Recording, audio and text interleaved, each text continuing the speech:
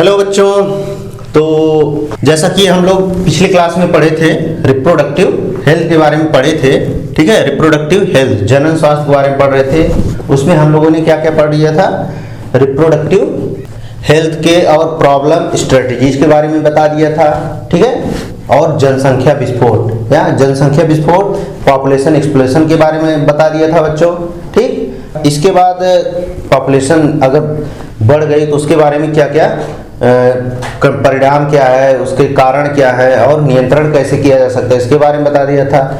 इसके बाद मैंने बताया था कि बर्थ कंट्रोल के बारे में, जो कि बहुत सारी मेथड्स के बारे में। सबसे पहले जो मेथड्स मैंने बताया था वो क्या थी, नेचुरल मेथड। उसके बाद मैंने क्या बताया था बच्चों, बैरियर मेथड के बारे में बताया था। बैरियर मेथड के बाद मैंने क्या बताया था बच्चों कि जो copper leasing intrauterine devices के बारे में बताया था, इम्प्लांट्स के बारे में बताया था। ठीक है, इसके बाद एक परमानेंट मेथड मैंने बताया था स्टेरिलाइजेशन या नसबंदी के बारे में भी अच्छे से बता दिया था। यहाँ तक हम लोग पढ़ चुके थे पिछली क्लास में। इसके आगे मैं आपको बता रहा हूँ, मान लीजिए अगर ये सब डिवाइसेस फेल्योर हो जाती हैं किसी भी, या नेचुरल मेथड में मान लीजिए फेल्योर हो गई, अगर प्रेगनेंसी हो गई, ठीक है, तो उसको हम लोग कैसे, जो अनवांटेड प्रेगनेंसीज हैं, कभी कभी क्या होता है कि जैसे अनवांटेड प्रेगनेंसीज, जो अनचाहा गर्भ हो जाता है, या कभी कभी क्या होता है कि जो रेप केसेस हो जाते हैं, रेप से भी फीमेल प्रेग्नेंट हो जाती है, तो इस स्थिति में हम लोग क्या करेंगे बच्चों, एक मेथड है मेडिकल टर्मिनेशन ऑफ प्रेगनेंसी। ठीक है, उसका नाम है मेडिकल टर्मिनेशन ऑफ प्रेगनेंसी। यानी इसका क्या मतलब हो गया बच्चों, जो जैसे अनवांटेड प्रेगनेंसी, अनचाहा गर्भ हो गया या किसी रेप की वजह से कोई फीमेल जो है प्रेग्नेंट हो गई है, तो उस स्थिति में क्या करेंगे, चिकित्सीय सगर्भता समापन हम लोग करेंगे, टर्मिनेट करा देंगे, जिसको गवर्नमेंट ऑफ इंडिया ने कब लीगलाइज किया था, 1971 में लीगलाइज किया था, लीगल कर दिया था कि अगर इस स्थिति में आती है तो क्या करेंगे, जो है चिकित्सक की मदद से, डॉक्टर की मदद से क्या करेंगे, उसका हम लोग गर्भपात जो टर्मिनेट करा देंगे, प्रेगनेंसी गर्भ को टर्मिनेट करा देंगे। इसी को क्या कहा जाएगा, MTP, medical termination of pregnancy.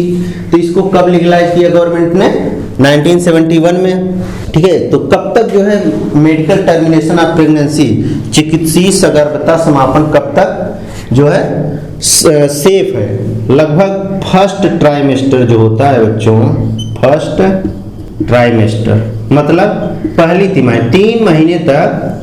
एक डॉक्टर के सलाह से भी, एक डॉक्टर अगर रिकमेंड कर दिया कि इस समय तक आप लोग जो है इसका जो है सगर्भ समापन, गर्भ को समाप्त करवा सकते हैं। ठीक है, तो उसे कहेंगे मेडिकल टर्म, एक डॉक्टर की। अगर मान लीजिए जो गर्भ है सेकंड ट्राइमेस्टर में पहुंच गया है, 6 महीने तक पहुंच गया है, सेकंड ट्राइमेस्टर 6 महीने तक अगर पहुंच गया है बच्चों, तो इस स्थिति में क्या करेंगे कि यहाँ पे क्या करेंगे, 2 डॉक्टर्स की सलाह लेनी पड़ेगी।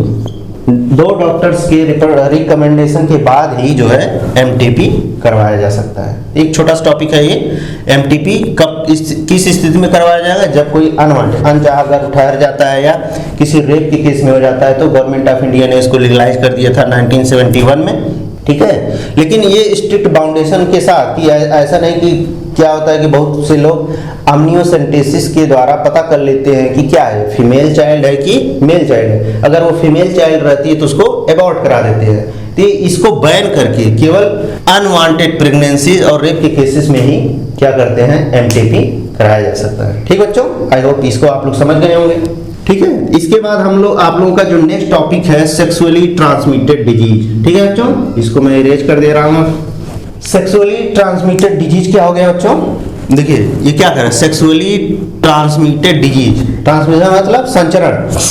क्या होता है, जो अगर किसी रोग का संचरण किसके द्वारा है, सेक्सुअल इंटरकोर्स के दौरान हो रहा है, तो उसे क्या कहेंगे, सेक्सुअली ट्रांसमिटेड डिजीज। सेक्स करते समय जो जिस भी रोग का ट्रांसफर हो रहा है, संचरण हो रहा है, उसे कहेंगे सेक्सुअली ट्रांसमिटेड डिजीज।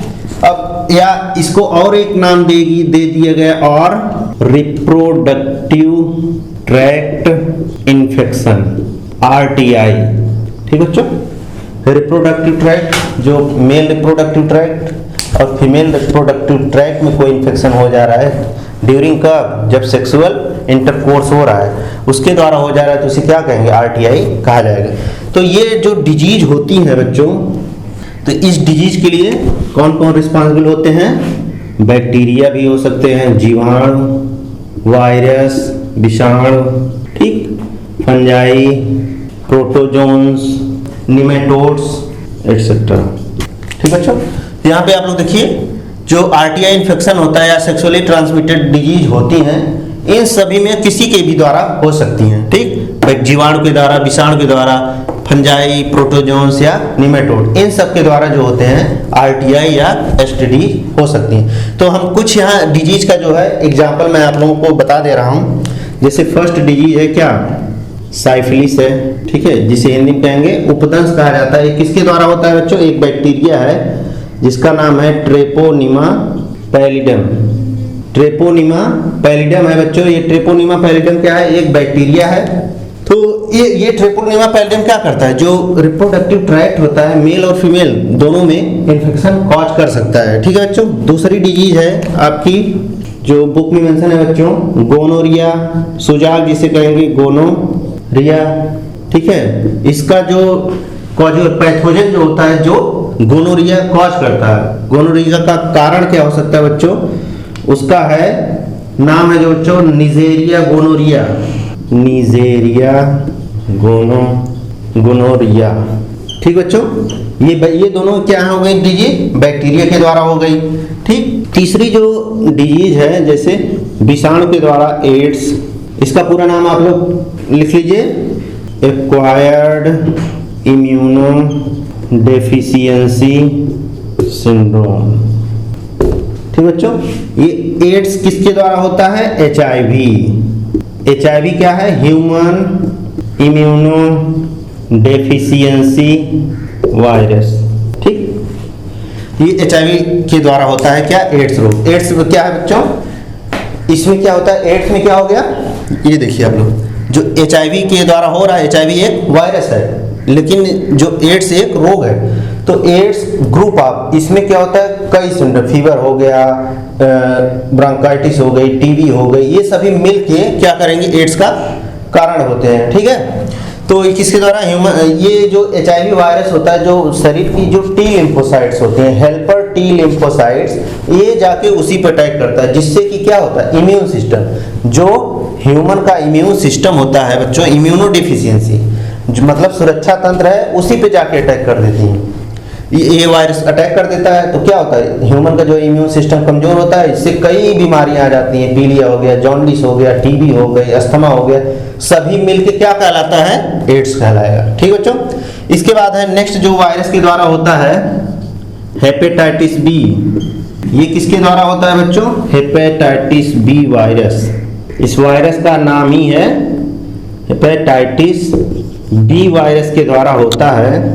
ठीक है, hepatitis A, B, C, D कई तरह के होते हैं, कई स्ट्रेन होते हैं इसके, लेकिन सबसे जो घातक होता है वह हेपेटाइटिस B होता है। इसमें क्या होता है कि जो लीवर होता है बच्चों, लीवर हेपेटाइटिस B में क्या हो जाएगा, जो लीवर होता है वह डैमेज हो जाता है, खराब हो जाने लगता है, उसमें एक तरह से लीवर सिरोसिस हो जाती है, जिसकी वजह से ये वायरस लीवर पर अटैक करता है और लीवर डैमेज हो जाएगा। क्योंकि सभी मेटाबॉलिक, लीवर का सबसे बड़ा रोल होता है शरीर में जितनी भी मेटाबॉलिक एक्टिविटीज होती हैं। ठीक बच्चों, इसके बाद है यहाँ पे मैं नोट कर दे रहा हूँ, फिफ्थ वन हर्पीज है।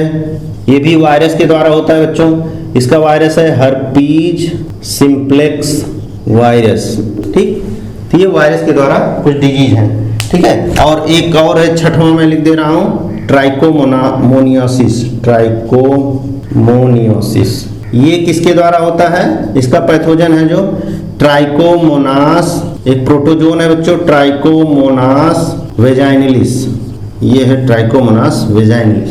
ठीक है, देखिए बच्चों ये ट्राइकोमोनास जो डिजीज होती है, ये जो वेजाइना होता है, फीमेल रिप्रोडक्टिव पार्ट जो होता है वेजाइना में इन्फेक्शन कॉज करता है, जिससे कि फ्लूइड का डिस्चार्ज आता है, तो कभी कभी ब्लीडिंग भी होने लगती है और इरेगुलर मेंस्ट्रुअल साइकिल होती है। और ये हर्पीज सिंप्लेक्स वायरस, ये भी जो है जो अपर पार्ट्स होते हैं जो रेडिश पैचेज हो जाते हैं कहाँ पे, फीमेल रिप्रोडक्टिव पार्ट पे, तो ये क्या करता है, ये भी जो है रिप्रोडक्टिव पार्ट को ही इफेक्ट करता है, ठीक है।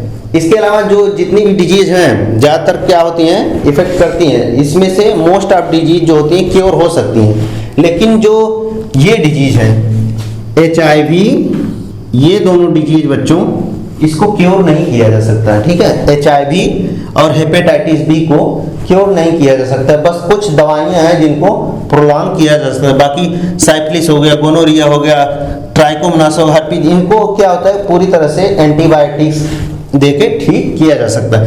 जैसे अगर एड्स और HIV को पता करना है तो कौन सा टेस्ट करेंगे बच्चों, उस टेस्ट का नाम है एलाइजा के द्वारा पता किया जा सकता है। ये टेस्ट का नाम है एंजाइम लिंक्ड इम्यूनोसॉर्बेंट एसे, ठीक है बच्चों। ये है जो डिजीज है बच्चों किसके द्वारा होती हैं, कब होती हैं, जब सेक्सुअल इंटरकोर्स के द्वारा एक पर्सन से दूसरे पर्सन के में ट्रांसफर हो जाती है। इसलिए इनको क्या कहा जाता है, सेक्सुअली ट्रांसमिटेड डिजीज और रिप्रोडक्टिव ट्रैक्ट इन्फेक्शन, ठीक बच्चों। अब मैं इसको इरेज कर रहा हूं। अब मान लीजिए ये डिजीज है बच्चों, इसको कैसे जो है रोका जा सकता है, तो कुछ पॉइंट यहाँ पे मैं मेंशन कर दे रहा हूँ कैसे जो है इन डिजीज को प्रिवेंट किया जा सकता है ट्रांसफर होने से। जो कोई इन्फेक्टेड पर्सन है उससे जो नॉन इन्फेक्टेड पर्सन उसमें ये डिजीज ट्रांसफर न हो, उसको कैसे रोका जा सकता है उसको मैं बता दे रहा हूँ आप लोगों को। प्रिवेंशन कैसे करेंगे, फर्स्ट है बच्चों avoid sex with unknown partner और मल्टीपल पार्टनर, ठीक। दूसरा पॉइंट है बच्चों क्या करेंगे, यूज कंडोम्स ड्यूरिंग इंटरकोर्स,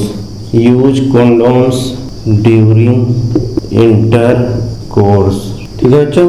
तीसरा पॉइंट हो जाएगा सर्जिकल इंस्ट्रूमेंट जो होते हैं जैसे सिरिंज हो गई, ब्लड ट्रांसफ्यूजन हो गया, इन सब में देखिए अब मैं इसको बता देता हूं। तो कैसे प्रिवेंट करेंगे, जो अननोन पार्टनर्स होते हैं या एक से अधिक मेल या फीमेल पार्टनर्स के साथ जब आप सेक्स करते हैं तो उसमें क्या होता है, चांसेस होते हैं इस डिजीज का फैलाव ज़्यादा हो सकता है। और सबसे बढ़िया तरीका है बचने का कि यूज कंडोम्स का इस्तेमाल करें, जिससे कि क्या होता है कि जो ये डबल फायदा करेगा, एक तो प्रेगनेंसी भी रोकेगा, साथ में क्या करेगा जो सेक्सुअली ट्रांसमिटेड डिजीज है, घातक से घातक जो रोग हैं वो ट्रांसफर होने से, मतलब एक जो इन्फेक्टेड पर्सन है से नॉन इन्फेक्टेड पर्सन में ट्रांसफर नहीं होगा। बाकी जो डॉक्टर्स होते हैं सिरिंज वगैरह इन सब का, या ब्लड ट्रांसफ्यूजन, जो ब्लड का किसी को ब्लड की जरूरत होती है उसका ट्रांसफ्यूजन होता है एक पर्सन से दूसरे पर्सन में, तो उस समय भी ध्यान देना चाहिए कि जो है ब्लड या सिरिंज जो है इन्फेक्टेड ना हो। जो अब तो सिंगल यूज सिरिंज सब आती हैं, तो इस तरह से इसका प्रिवेंशन किया जाता है, किसका, सेक्सुअली ट्रांसमिटेड डिजीज का, ठीक है बच्चों।